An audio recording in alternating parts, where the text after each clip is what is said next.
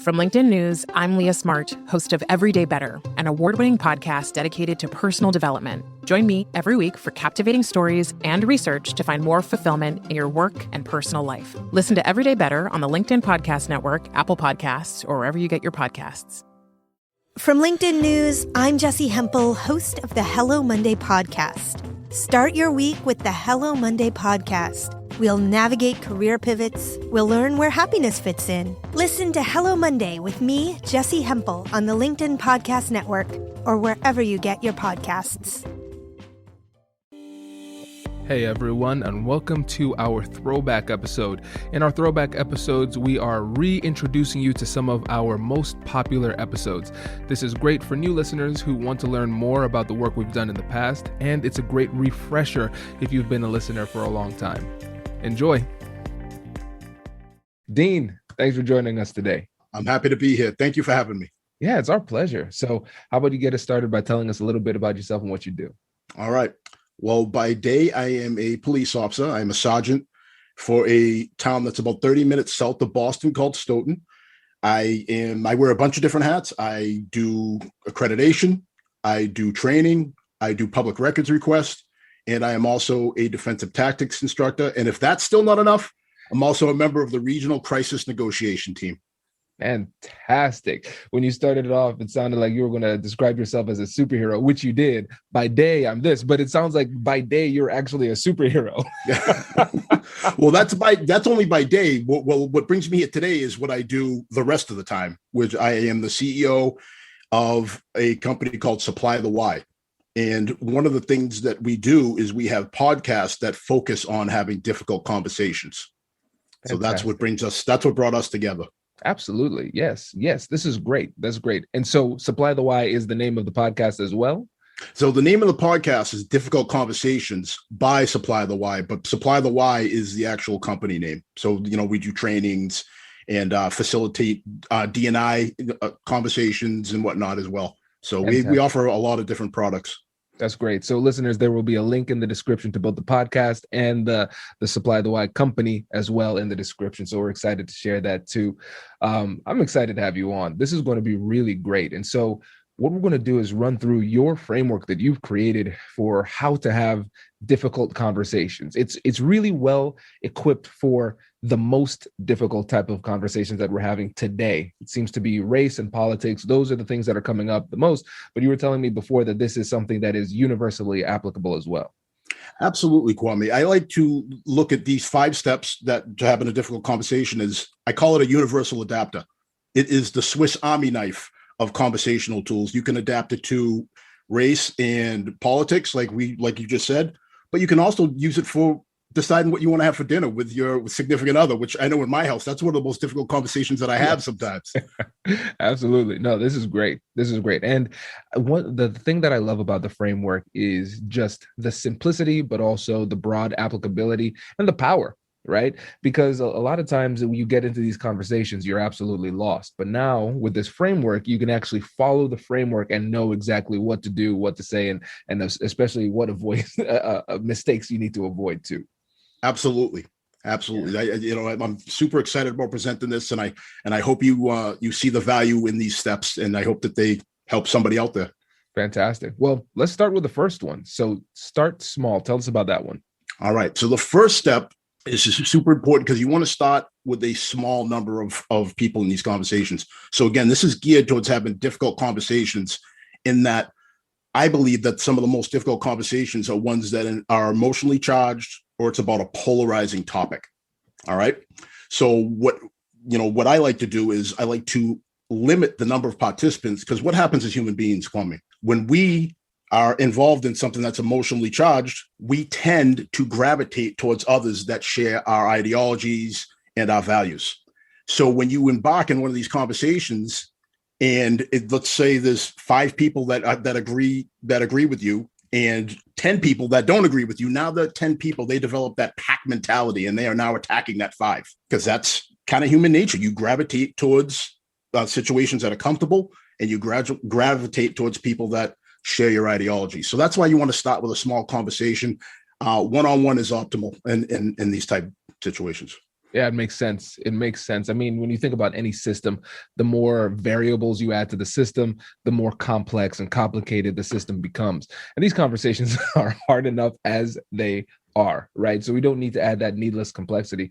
And we're seeing tribalism creep into these types of conversations more and more often, and it's becoming incredibly problematic and hard to manage. And I think this really simple solution here, starting small, is really powerful to push that away. 100%. And like you said, as you call it tribalism, I call it a pack mentality. Some people call it groupthink. But no matter what label you put on it, it is making people not want to have difficult conversations. It's actually pushing people into the corners, and people are suffering from widespread avoidance. Absolutely. People just are avoiding, going out of their way to avoid having conversations that we all need to have in order to move forward, especially in organizations. In order to have a well-run organization, you need to be able to have difficult conversations. Right. And something else that we have to consider too is the more people that are involved in these conversations, the more of a performance it becomes, right? So it's not necessarily even me and you talking to each other. It's me talking through you to the people who are around us, right? You see that all the time in the news. I think that's the perfect example. It's not a true dialogue, a true conversation. It's me signaling to my people, right, what it is that I believe. And the same thing happens in these conversations too. And so the next one is be realistic. So tell us about that one too. So be realistic. It seems a little vague, but roll with me on this. So you have to be mindful of the fact that you're most likely not going to solve a complex issue in one shot. All right. I call it conversational lasagna because there's layers. There's all these different layers that you have to peel back in order to finish your plate. Well, it's the same thing with these conversations. So you have to go into them knowing that there's most likely going to be a follow-up, or knowing that you're going to have to, maybe stop and then revisit it at another time. Like these conversations that we're talking about, like, for example, like race, for example. How do you have and solve racial issues in one conversation? Well, the answer is it's a loaded question. I'm asking because it's not possible. If someone out there figures out how to do it, contact me, dean@supplythewhy.com. We'll get together and we'll make billions of dollars because marketing this thing, because it's not something that can be solved in one conversation. So you have to, the goal is you want to enact kind of like a butterfly effect of positivity. And you want to create a situation where now you're building some trust, and you can, once you have that trust, that foundation of trust, you can have more conversations. People feel safe to have more of these conversations. And that's really the goal here with this. You have to be realistic, and you got to start small right off the bat. I love the simplicity of this too, because a lot of times with these conversations, it feels like you're trying to boil the ocean, right? This massive situation and challenge that we're dealing with, and we're trying to solve the problem right now. And then we wonder why we're so frustrated, and we wonder why we are frustrated repeatedly in all of these conversations we have. It's like, I can't accomplish my goal. Well, is your goal realistic? That's a legitimate question. It reminds me of a time when my son Kai, he was 2. I saw him in the backyard, standing on his little chair, reaching up into the sky, and I said, "Oh, Kai, what you doing there, buddy?" He says, "I'm trying to touch the moon." That's what he was trying to do. And I feel like a lot of these conversations, people try to touch the moon. They're trying to do something that is physically impossible to accomplish in this conversation, and just simply giving them the license to say, listen, we're not trying to solve everything. Let's be realistic about what we can solve. I think that makes people a lot more willing to actually engage in the conversation, because they can actually see the prospect of what could be a productive conversation, or maybe some modicum of success. 100%. I mean, at the end of the day, it's just you're exchanging ideas and thought processes. And in order to do that, it's just like a highway. In order for cars and traffic to flow, the highway has to be free of obstruction. Right. And being unrealistic is a huge obstruction to your conversation. And it's one of those things that people don't think about. I think everybody knows it, like deep down inside, it. But sometimes until it's said or it's presented in such a way, you don't realize it. Absolutely. And so now we have that construct of being realistic. We understand that. Now let's make it practical. What does that actually look like in application in these conversations? All right. So in these conversations, you have to go in, like I said, with a realistic goal. So suppose, let's stick with police use of force. Let's go there. That is one of my specialties. One of the things I talk about, I teach it. And when you are trying to explain maybe a given situation, you have to be realistic in the fact that you can't say, well, why did the police do this? Couldn't they just shoot a knife out of a running person's hand? That seems pretty hard. Now, you're laughing because it sounds crazy to people that understand the difficulty of something like that. That's something that you see in movies and in old Westerns, and that becomes people's reality. Mm-hmm. They don't realize, like, if you've never handled a weapon before and you don't realize the complexity of handling a weapon, and then the rules that you're bound by as a police officer, in that you have to be cautious of your target and what's beyond it. So it's not even like you can just sit there and shoot. You have to, like, you can't just shoot at something and then not have an idea of where that bullet might go if it misses. Because if you put somebody that's downrange in danger, you can't take that shot. You're not supposed to take that shot. So just little things like that is part of being realistic. And that's when building this trust and having these one-on-one conversations helps, because I can then say, hey, listen, I understand what you're saying. And I get it. In theory, force is ugly and it's not something that's attractive, but you have to understand all these little things that aren't readily apparent to an everyday citizen, and that's one of the things. That's part of the realism you have to present to people when they're talking about options that might not exist. Right. And with that little case study that you provided there too, mm-hmm. The thing that I liked about it was that you were not dismissive of the claim. Right? You weren't dismissive of the claim. And you also said you understand where you're coming from, and you explained that you understand where they're coming from, right? So you're not just saying, oh, I understand. You know how people just say, I understand. It's like, no, I understand because you said this, right? I think that's brilliant. And at the same time, you're adding to it. It's kind of like the improv technique of yes and, right? So yes, that is a really good point. And another thing that we should consider is the complexity of the situation. For example, these variables, those type of things. So like you said, layers, we're adding to it gradually, but at the same time, you were really well, you approached it really well with not like just taking away a layer, just slapping away dismissively too, because that could be problematic as well. Absolutely. If I belittle somebody and I make them feel small for asking a question, which to me might seem like, wow, how do you not know this? But I have to realize not everybody does what I do for a living. So they don't, it's just like if I walked into, some famous chef's kitchen, and then I thought I could cook because I made a great burger the other day on my grill. And now all of a sudden I think I'm a 5-star chef. If they start shouting out terminologies and telling me to do things, I might not understand it. And it would make me never want to be in there again if someone smacked me verbally and said something that was hurtful or belittled me with the comment. So part of our tenets is we try to make sure that we embrace conversation and we make people feel comfortable in these conversations. It's paramount.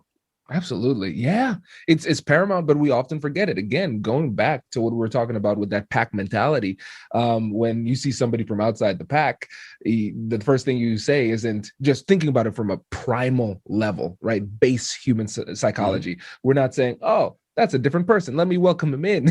Usually it's like, that's scary. It's going to be an aggressive response. That's the baseline human response. So again, what we're doing here is we're creating these unnatural, I'm using air quotes, unnatural responses, because oftentimes your first response in these conversations, the first emotional response you want to have isn't going to be very productive. And so I really like that the one of the fundamental tenets of this entire approach is embracing conversations and making sure that the person, your conversational partner, feels as though they are included and feels as though they are respected, so they're actually more willing to engage. 100%. You got it. Right. Hi, I'm Katherine Kanapke, and I'm the Chief Operating Officer here at the American Negotiation Institute. Did you know our company offers completely customizable negotiation workshops? The negotiation and conflict resolution skills that your team will learn from these workshops are beneficial across all professions, but they're especially useful in procurement, purchasing, sales, sourcing, and contract management. Our calendar is filling up quickly, and we even have some workshops scheduled for next year. If you think you might want one, I'd suggest reaching out soon so you don't miss out. Check out the link in the description to learn more. Also, be sure to check out our YouTube, LinkedIn, and Instagram accounts to see our daily negotiation content. Thanks for listening. Brace the rudders! Raise the sails! Raise the sails! Captain, an unidentified ship is approaching. Over. Roger. Wait, is that an enterprise sales solution? Reach sales professionals, not professional sailors. With LinkedIn ads, you can target the right people by industry, job title, and more. We'll even give you a $100 credit on your next campaign. Get started today at linkedin.com/marketer. Terms and conditions apply. And so the next one, staying focused on one topic. So why is this so important? This is so important because this is out of the first three we've gone over, this is the one that really requires the greatest amount of internal discipline. Staying focused on one topic it's difficult to do because, let's face it, when we get emotional and we feel a certain way about something, now we are in attack mode. All right, we're presenting our case and we're trying to win.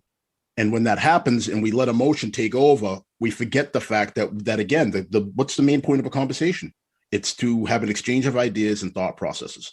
So you start with one topic to make sure that the receiver is following you. All right. You have to make sure, like, how can you have a conversation with someone if they're confused? And let me give you a prime example of that. Before I ever got into police work, I was in sales for years. And one of the things that we tried to do in sales, I sold two things that that are very difficult to sell. I sold long distance phone service. That tells you how old I am because that was a thing at one point. And then I also sold credit card processing terminals. Those are two industries that people really don't understand how they work. So right off the bat, I'm starting off with a huge wall of defensiveness from people because who wants to feel stupid? Nobody does. Nobody wants to feel stupid. Nobody wants to feel like you're not smart when someone presents something to you and they're really talking above your head. So that is when I really realized how important it was to stick with one topic, one component of what I was selling at a time to make sure people were with me. So if I could get somebody to give me 30 seconds of their time, and I started really by asking what was important to them. Like, for example, we're talking about long distance service. Do you have anybody that lives outside of, say, 30, 40 miles away from whatever the mileage was back then? And people, of course, everybody says, yeah, I have an aunt or this. I said, all right, well, how often do you talk to them? How important is this to you? And then as soon as you do that, now I've made it about them. I've stuck with one topic. I've talked about, the amount of time they use it, what time of day they use it. And now I've built some trust and now they're with me because I've brought them along in the conversation. Then I go into what the distances are for when the long distance kicked in.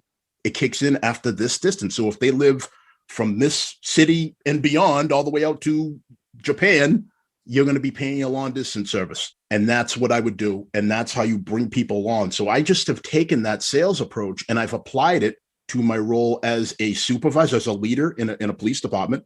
Because again, sometimes when I have patrolmen or even people that are above me that don't do what I do, and they need to be brought up to speed, you start slow and you start with one topic.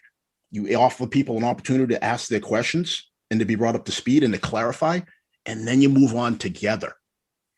It eliminates that talking at people because you're speaking with people. It's so important.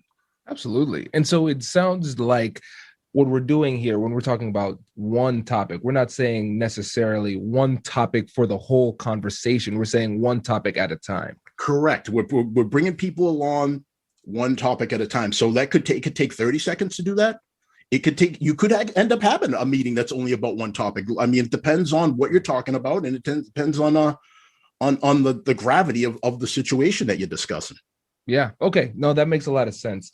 And now let's say we're in a conversation and we say, all right, I remember Dean told me one topic at a time. I got it. Now I'm going to try to do that. And I say, all right, so let's talk about this issue.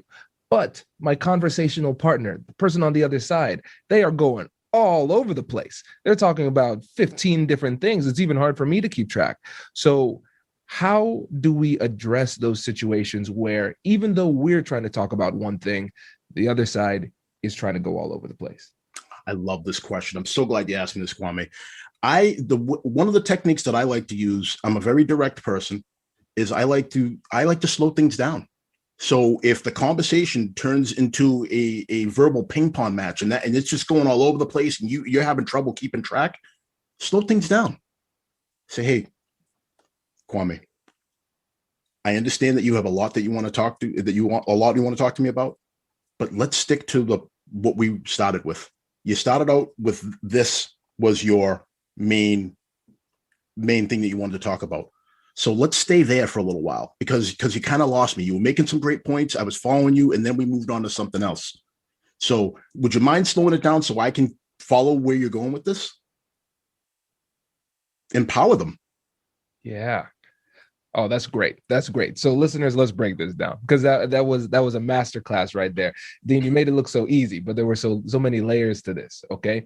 So first, notice how our pace just throughout this podcast interview, what it's been, right? We have a high level of rapport. Our cadence, our tempo has been a pretty high tempo, right? But then in the example that you gave, when you said, I'm going to slow things down, you actually slowed down your rate of speech to convey that to the other person, slowing it down. And I'm assuming too, one of the benefits of this is not only the fact that it actually in terms of time slows it down, but also calms the person down. It was intentionally soothing with the way that you did that.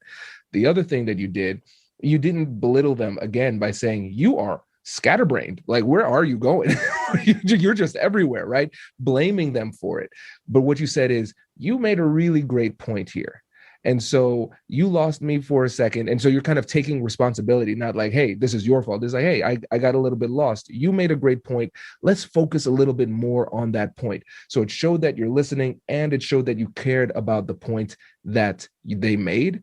But at the same time, you're taking control of the conversation too, but not in a domineering type of way, in the way of I would say a caring leader would in a conversation too. So I love that example that you just gave. And I'm glad that you see the power in that because the key word you said there was leader.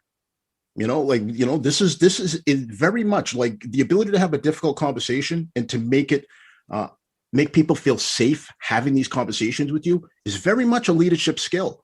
It's one of the least talked about leadership skills.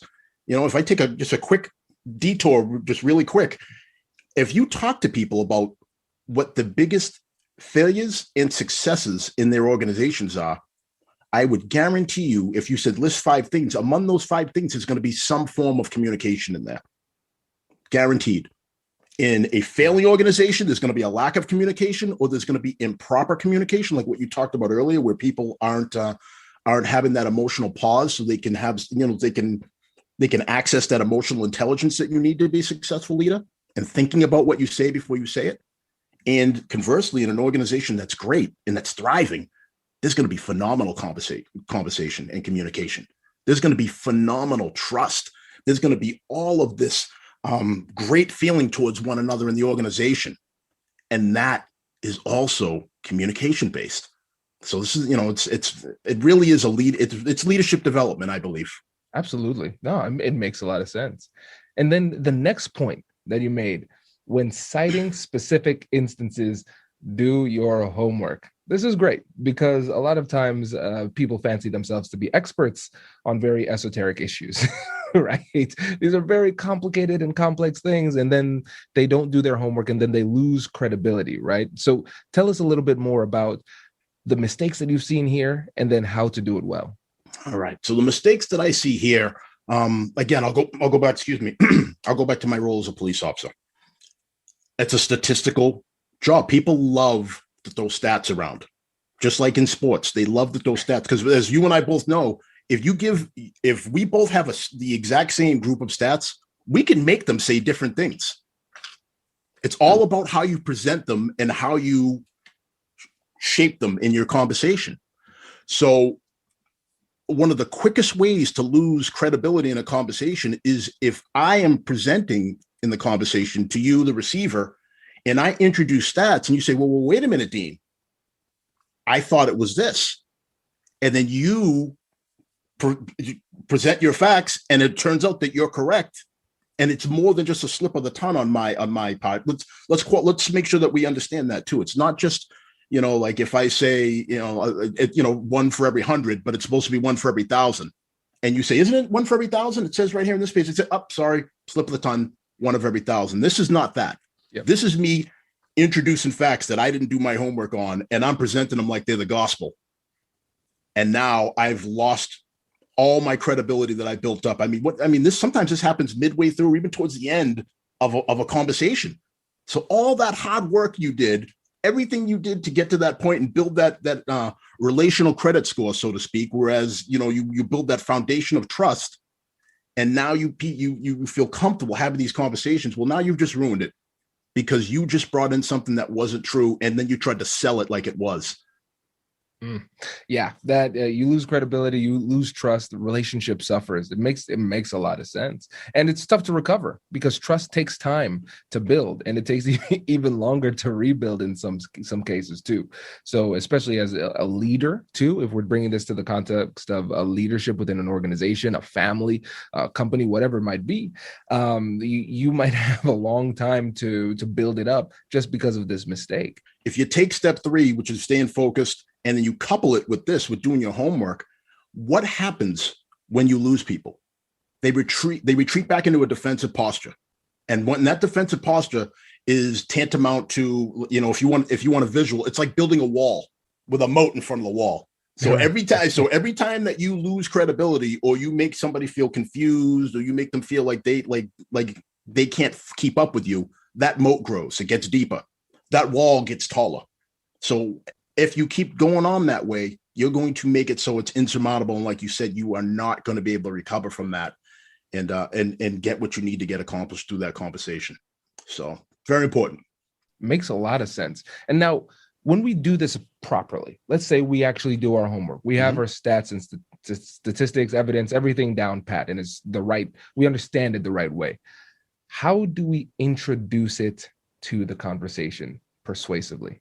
Again, it's an exchange of ideas and thought processes. So the best way, first of all, is you let everybody get their turn talking. All right. That, again, it seems so simple, but if I am so hot and heavy to introduce what I want to talk about to the point where I'm not even listening to what you're talking about, I'm just listening for the break in your conversation so I can start talking. Right.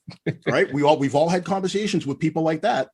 That is a way that it's not going to work. So you have to be patient, and there has to be that trust that both people are going to get an opportunity to present their sides and present their points.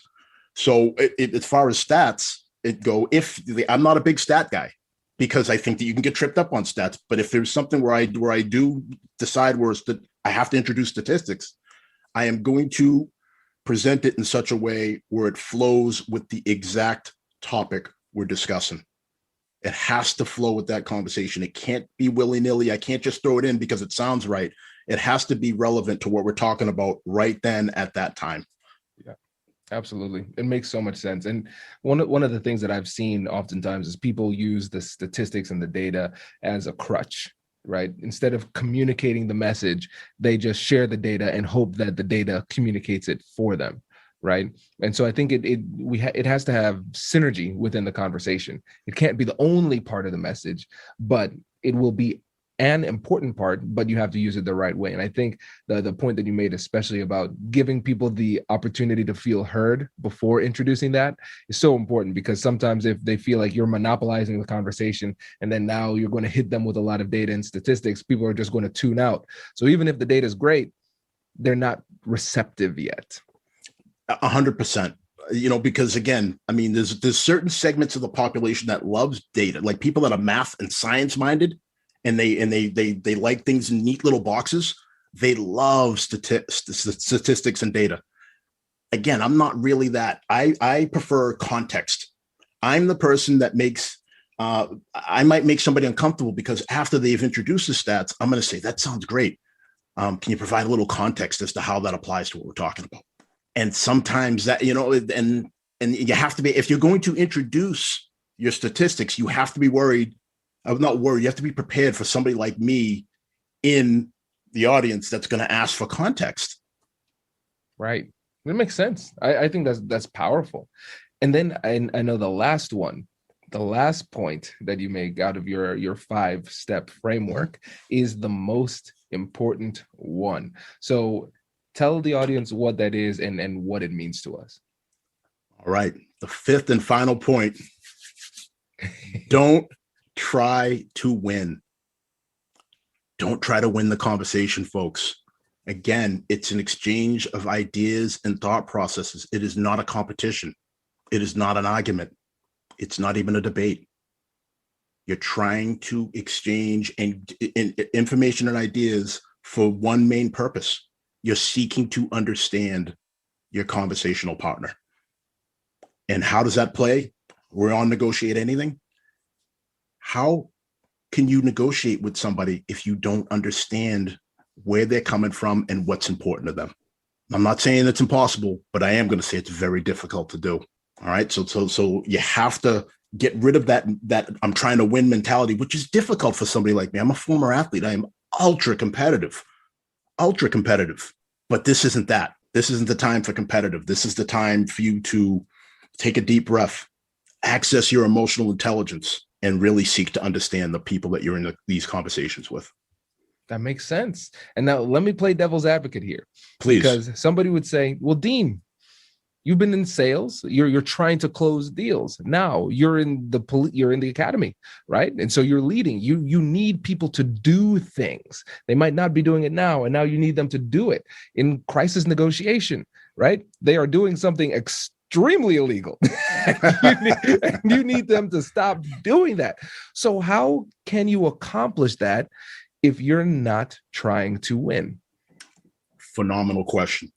So every conversation has different points at which you have to progress in the conversation. And in some point in police negotiation, for example, there might be a point where we're no longer conversating. Now it's time for you to do what we need you to do. I need you to put that weapon down on the table, and I need you to come out of the house with your hands up and then listen to the officers that meet you at the door. That's when it progresses. So you have to, and again, if you use your police academy example, there are very few conversations in the police academy, Kwame. I've been through two, and it's mostly they say, you do, they say jump, you say how high, and that's the end of it. So that's something. I wish it was more conversational. Would have made for a much more enjoyable experience, but it wasn't really that way. But of all serious, you really want to, access that emotional intelligence. You want to utilize it. You want to take a deep breath, and you want to remember that the main thing you're trying to do is you're trying to seek to understand. Once you've understood, then you can start looking to close your deal, your sales deals. If I know what's important to you, Kwame, I know how to close you now. I can simply just rehash what we talked about, and I can access all those points in the sales pitch that you didn't even realize was a sales pitch. You thought it was me just having a caring conversation with you. And it might have been that, but it was also me trying to gain information as to what I need to do in order to get you to say yes to the deal. Yeah, this is powerful. And really what it comes down to is the reality that sometimes we try to persuade too soon. We focus so much on our agenda and what it is that we want and what it is that we need that we try to impose ourselves on somebody else. I remember I was doing a negotiation training. Speaking of supply the why, this was one of those times where I'm like, man, I wish I didn't hear that why. I had folks say, hey, so what brought you here? What do you hope to accomplish? And this guy said, I want to learn how to impose my will on people. I'm like, oh man, you're in the wrong place. I don't want to be an accomplice or whatever it is that you're trying to do. But I think that's how a lot of people approach it. They're like, this is what I want, and I need you to get in line. And that's it. And then people get resistant. They get defensive, as you described earlier. But if we take the time to understand this important part of the process, understanding and empathizing, then it positions us to then get what we want, but we have to suspend our agenda in order to accomplish that. Absolutely. And a real quick side story on how this works in real life. And again, I was the receiver of this. I wasn't even the presenter of this. So, and I was in the process of buying a car for my wife. And I don't know about you, I don't enjoy that process. I really don't enjoy it. I would rather buy a house. I thought that was a better process and a more enjoyable process than buying a car. So I found this young salesperson that I just liked. We had an instant synergy with, but the deal didn't make sense. The numbers didn't work. So I didn't do business with him then.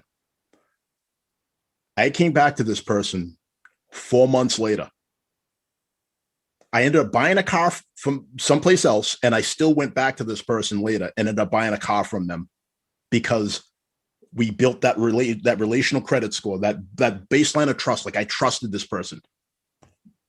He took time to explain things, one item at a time. Right? He stayed focused on my needs and what I wanted. That was very important to him. It wasn't him like, hey, listen, Dean, you know, even though you're 6'1", 255 pounds, let's try to stick you in a small 2-seater car, you know, where you're eating your knees when you drive. He didn't do that, which has happened to me when in other car buying processes. So the whole point of that was this person didn't try to win. They listened to me. They heard what was important to me, so much so that I said, you know what? Even though it didn't work this time, I'm going to come back to this person because they did all of the steps right. And even though they weren't able to close me per se, we left as friends and we left on a high note, which again, you know, you're not going to close every deal. You're not going to, you know, I'm not going to stop every bad actor in my negotiation role from doing what they want to do. But what I can do maybe is I can build some sort of relational credit score with these people where the next time I deal with them, they can say, you know what, you were fair with me last time. So I feel very comfortable having a conversation on how to move forward with you. Yeah. Oh, that's a great example. That is a really, really great example. Fantastic. Well, I know we're coming up on time, but I want to make sure that the listeners know who you are, what you do, and how they can get in touch with you. All right, everybody. Again, I'm Dean Jenkins, and I am here today from my company, Supply the Why. I have a podcast, which is every Monday night at 7 p.m. Eastern Standard Time on the Supply the Why Facebook page. I am on LinkedIn. I am on Instagram. And we have podcasts on all of your favorite major podcast platforms. So check us out. Connect with me on LinkedIn, like the Supply the Why page, and let's get to know each other. Fantastic. Dean, thank you so much. We really appreciate it. Thank you for having me, Kwame. Congratulations, you've just joined an elite club. By listening to a full episode, you're now officially on the Negotiate Anything team. So welcome aboard. What most team members do is they subscribe to the podcast because that allows them to automatically get the latest episodes of the show. The best things in life lie on the other side of difficult conversations. Keep learning, keep practicing, and keep getting better. Your relationships will improve, your career will soar, and you'll have the confidence you need to get the most out of these crucial conversations. Again, thank you for joining the team. We're excited to have you, and I will see you in the next episode. I'll catch you later.